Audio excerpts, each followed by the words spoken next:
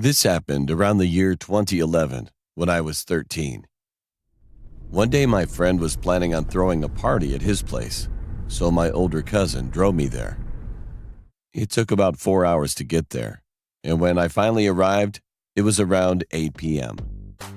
A few hours later, we were having fun, but out of nowhere, I had to use the bathroom really badly. About 5 minutes had passed, and while I was in the bathroom, I heard a crunching noise coming from the woods. At first, I thought it was someone who arrived late to the party, but all of a sudden I heard loud banging on the glass. I started to think it might be my friend just looking for me, so I told him that I was inside the bathroom. However, it wasn't my friend. It was a guy who looked like he was in his late 50s. He said that his car broke down. He then asked me to help him, but I was already paranoid about strangers. So I simply told him that I couldn't help him. He nodded his head and walked away. When I was done using the bathroom, I went back to the room where my friend was. I told him what I saw and what the man said to me.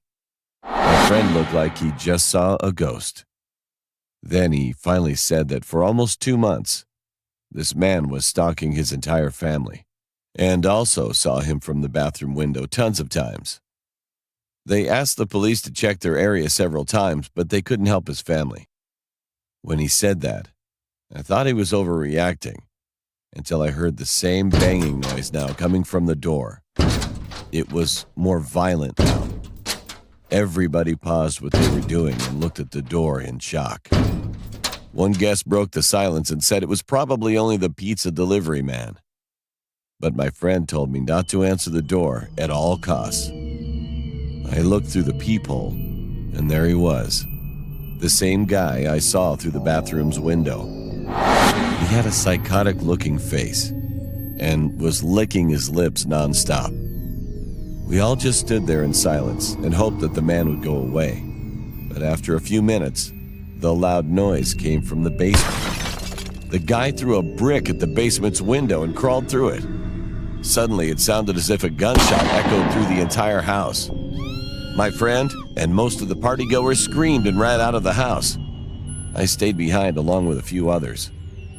One of the older kids was trained in martial arts, so I saw him assault and attack the man until he was shot. Afterward, the man escaped and ran into the woods.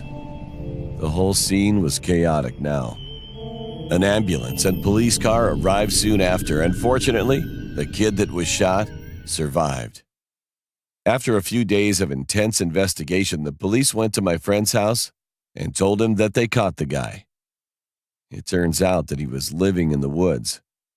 He also kidnapped 3 kids, but luckily they were found in time and set free. But they also found out that he had already killed a few kids already. So after that, he was condemned to death for murder.